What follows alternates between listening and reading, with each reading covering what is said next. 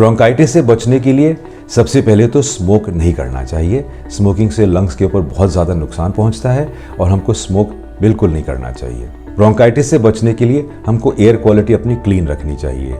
घर में अगर हमने मॉनिटर किया है एयर क्वालिटी ख़राब है तो एयर प्योरीफायर का इस्तेमाल करने से एयर क्वालिटी सुधरेगी और हम साफ़ हवा को सांस लेंगे और ब्रोंकाइटिस से बच सकते हैं। अगर घर में किसी को ब्रोंकाइटिस है या अगर कोई खांस रहा है तो कॉफ हाइजीन प्रैक्टिस करना बहुत ज़रूरी है कि दूसरों से थोड़ा दूर रहें और अगर खांसे तो इस तरह से अपने एल्बो में या दूर जाके बाहर की तरफ जाके कहीं खांसें ताकि वो इन्फेक्शन दूसरों को ना स्प्रेड हो। हैंड वॉश करना बहुत ज़रूरी है क्योंकि हैंड वॉश करने से हम इन्फेक्शन की स्प्रेड को रोक सकते हैं। एक्यूट ब्रोंकाइटिस के लिए घरेलू इलाज करना उचित है क्योंकि ये वायरल इन्फेक्शन है, ये सेल्फ लिमिटिंग इन्फेक्शन है, कुछ दिनों में चली जाएगी। अगर आपको म्यूकस है या गले में फ्लेम जमता है तो आप भाप ले सकते हैं।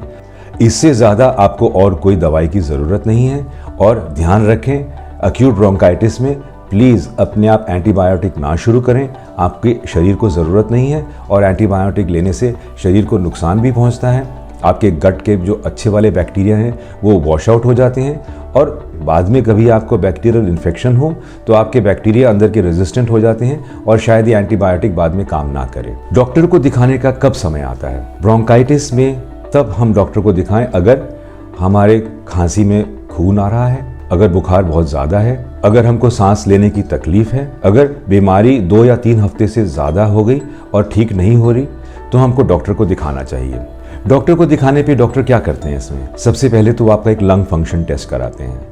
अगर उनको कोई शक हो कि आपके लंग में इन्फेक्शन फैल रही है तो वो एक एक्सरे चेस्ट करा सकते हैं। डॉक्टर आपको जांच करके जो भी अपनी तरफ से उचित ट्रीटमेंट है वो शुरू करेंगे। अगर आपको सांस फूल रहा है तो वो ब्रोंकोडायलेटर दे सकते हैं या आपको इनहेलर पे डाल सकते हैं जिससे आपको सांस ठीक तरह से आए। अगर उन्होंने स्पूटम का जांच किया और स्पूटम में कोई बैक्टीरिया निकला तो जो वो जांच के मुताबिक एंटीबायोटिक बताया जाता है वही वो एंटीबायोटिक आपको प्रिस्क्राइब करेंगे। ब्रोंकाइटिस से बचने के लिए एक और तरीका है और वो है इन्फ्लुएंजा वैक्सीन। फ्लू वैक्सीन हम अक्टूबर-नवंबर में एक नया बनाते हैं जो उस साल के स्ट्रेन के ऊपर बनता है। जो हाई रिस्क ग्रुप हैं, जो एस्थमेटिक्स हैं, एल्डरली हैं, डायबिटिक हैं, कमज़ोर हैं, जिनकी इम्यून सिस्टम कॉम्प्रोमाइज्ड है, छोटे बच्चे हैं, इन लोगों के लिए हम रेकमेंड करते हैं कि आप इन्फ्लुएंजा वैक्सीन अक्टूबर-नवंबर में हर साल लगाएं क्योंकि फिर आप इन्फ्लुएंजा और ब्रोंकाइटिस जैसे सिम्टम्स से बचे रह सकते हैं।